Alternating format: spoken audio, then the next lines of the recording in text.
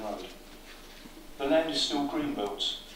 There are still no very special circumstances which exist to allow anyone, and I emphasise anyone, whether you're a gypsy, traveller or anybody else, to set up home here on this plot of land. It is not a brownfield site. It has not been identified by this council for developments.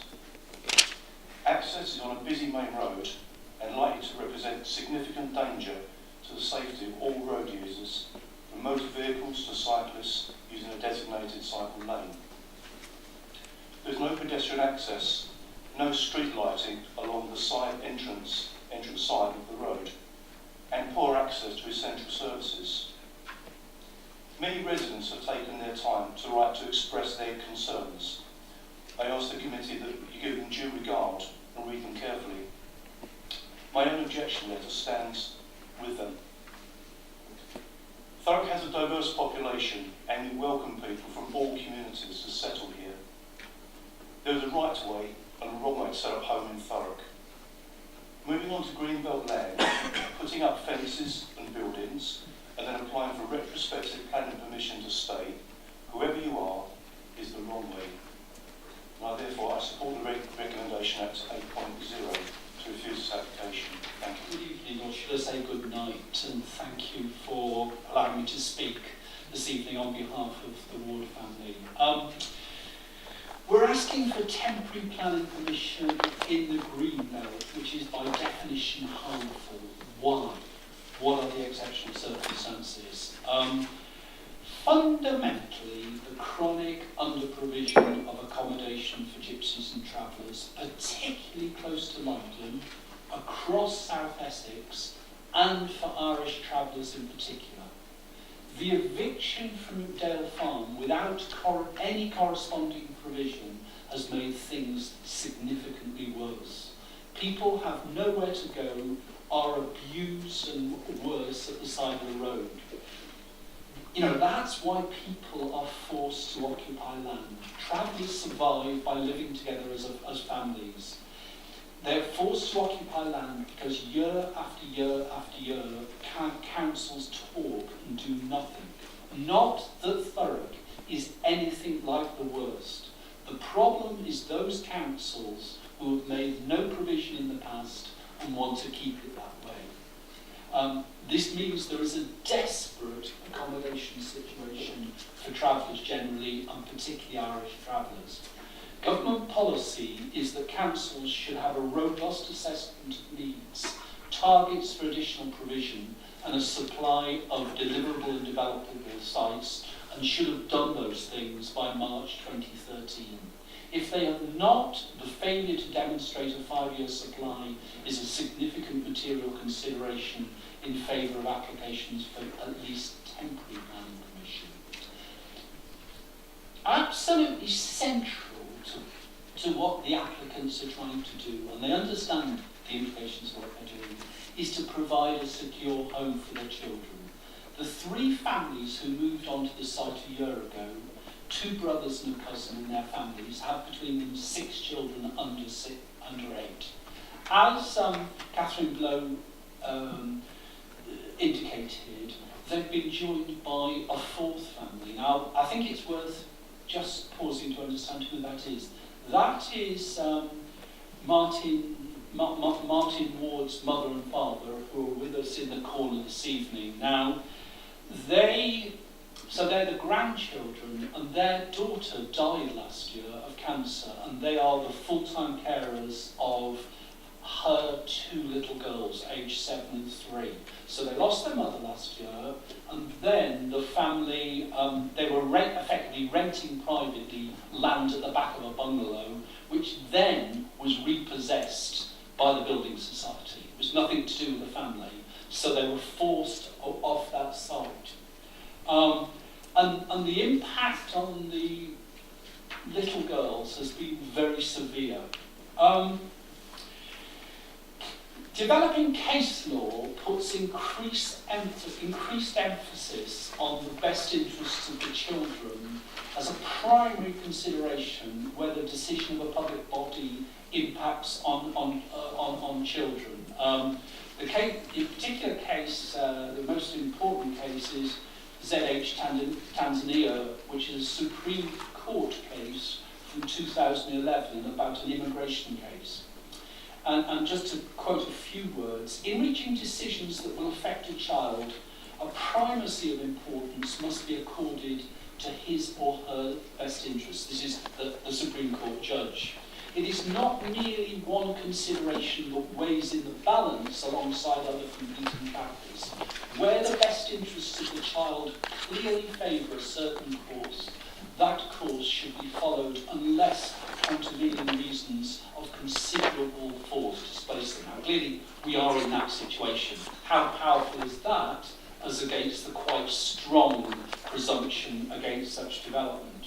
Now, in our submission, in the particularly difficult family circumstances here, the needs of these children should carry very substantial weight and exceptionally swing the decision towards us temporary permission. In the documentation I submitted... Yeah, okay, I'm just going to... Sorry. In the documentation I submitted, I stressed developing case law on the primacy of the interests of the children.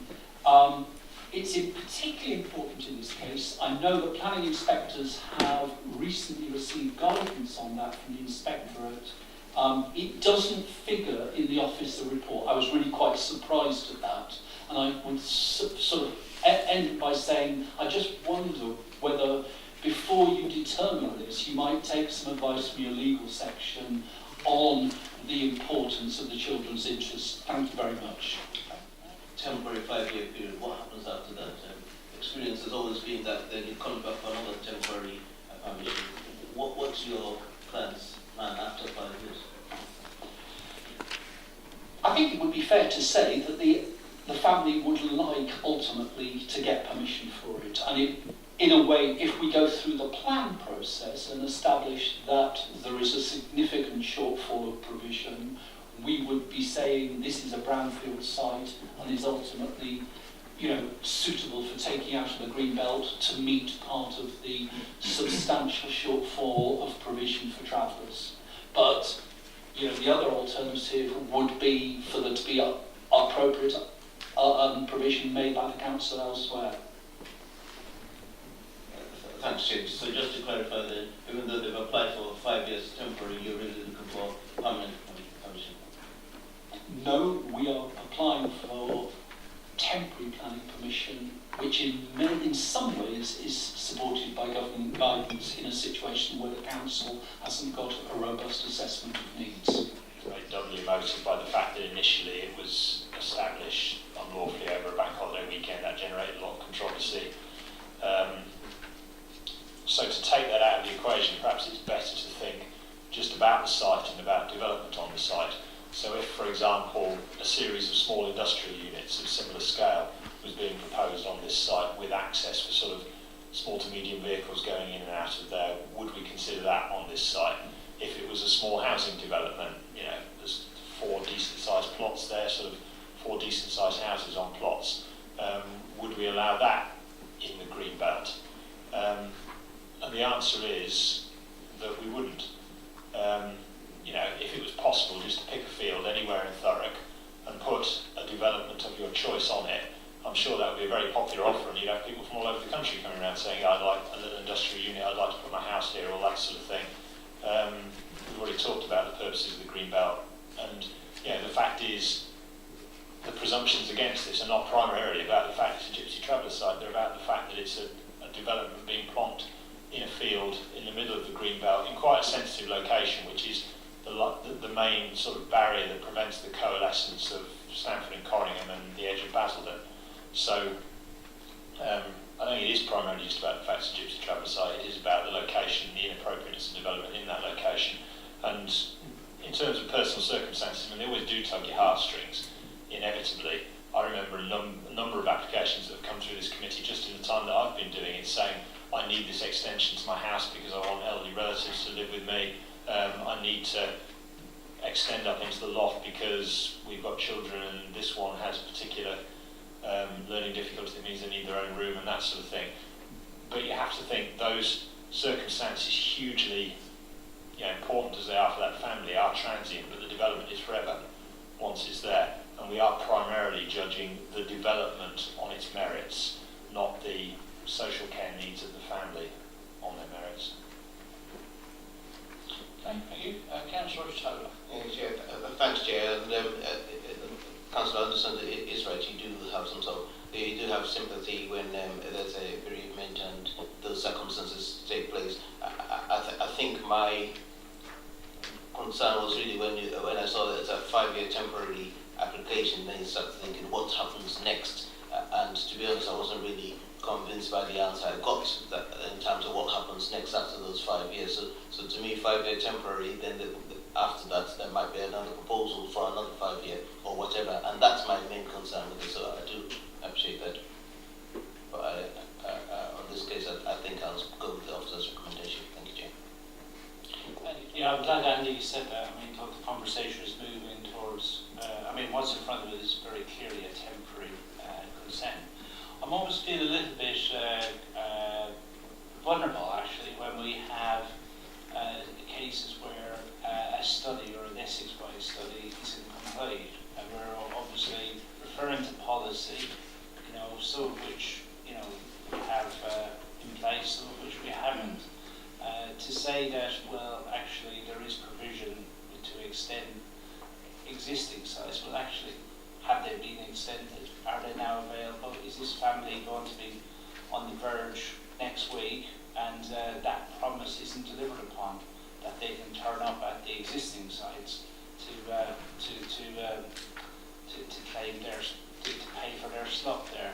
So I'm not sure we're in a very strong position. It is temporary permission. Yeah, you can assume what you like, but it is what it says in the paper. And until we get our act together and the Essex-wide study is done, I don't think that we can refuse this. You're constantly looking to refresh your evidence base, but my understanding is that the provision we've got in our plan for 87 additional pitches and the strategy for how we're going to deliver those was in itself based on a robust evidence base. And the fact that we're aiming to move forwards and renew that evidence base doesn't mean that the old evidence base is somehow wrong or invalid.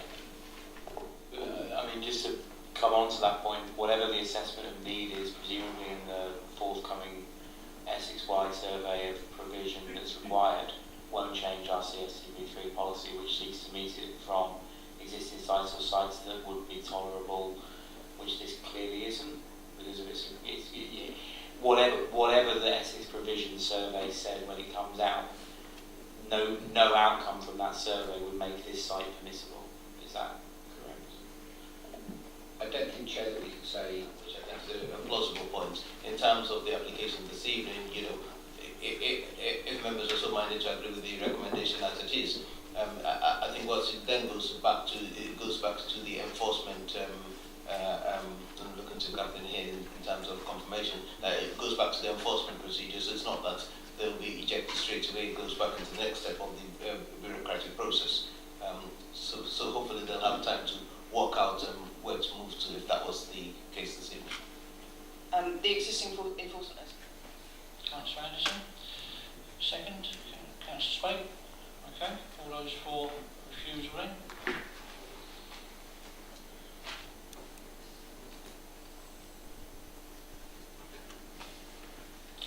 Okay, anyone against? Okay, yeah? Yes, yeah. 14 stroke Traveller 016 stroke, if you will, Hannah South Road programme has been refused. The basis of granting the temporary consent was that the site was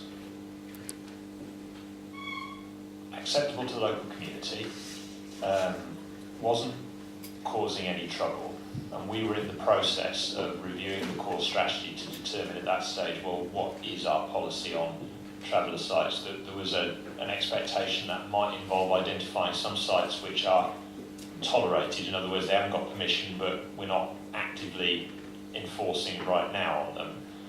And the view was that this is a site which is causing, in principle, harm, but relatively low amounts of actual harm and objection in the local community. It's one pitch, let's wait until we've got the core strategy through. Now, part of me says the core strategy is through. The site didn't make the cut. It didn't become one of the sites that we said we would tolerate and make permanent. So it's the end of the road. However, we've just been discussing about there's now an Essex-wide strategy review which is imminent, and we're going to have to do some kind of review of our policies in response to that. So it's, taking that view, it sounds like we're actually in a very similar position to the one we were in before, where you've got a site which is causing a degree of in-principle harm, low amounts of actual day-to-day harm, and we've got a review coming up imminently that may or may not change our view on how many tolerated sites and pitches we need to make permanent. So on that basis, you're almost tempted to say, well, we've gone with it this long, let's wait until we get properly to the end of the process. So I'm a bit torn on this one. Councillor Tyler. Thanks, Chair. I understand what Councillor Anderson is saying, but to me it's back to, again, you can't but not think about in your mind about the last application. I know they're all unique and separate, but then you think about it and say this has been going on for quite a while now, and when do we get to the end of the process? Andy just said earlier on, there's the constant review of sites, there's a constant review of policy. We therefore won't really get to final stage where we've said we've completed the policy review. To me, this has gone on for far too long, and I think, in this instance, you need to adhere to the policy as it is. If we say we should hold this until we get to that policy, and then there'll be another review, and then we'll say we should hold it there. I'd rather we come out and say, if the approval was alternatively to say, let's make it permanent, then it's permanent, or if it's temporary for a small period of time, then it is. In this case, it's been temporary since, is it back to 96 or thereabouts? So how temporary is temporary, Jeff? Might be missing something here, but correct me if I'm wrong. The guidance from the Secretary of State that we've been talking about the last 5 to 6 months on housing, and very specifically tonight, actually incorporating into planning guidance, does that not clearly state that unmet demand will, on its own, does not constitute the very special circumstances needed to overturn the green belt? And then this is the point I was making earlier on with you, Andy, that the unmet demand alone, whatever the review says in terms of the number of places that are available, that won't, the proof of that unmet demand won't materially change. The guidance of the Secretary of State is that on its own doesn't constitute very special circumstances. Nearly very clearly, I think the word is, will rarely. I think that's correct. It's just Okay. Okay. All those in favour then?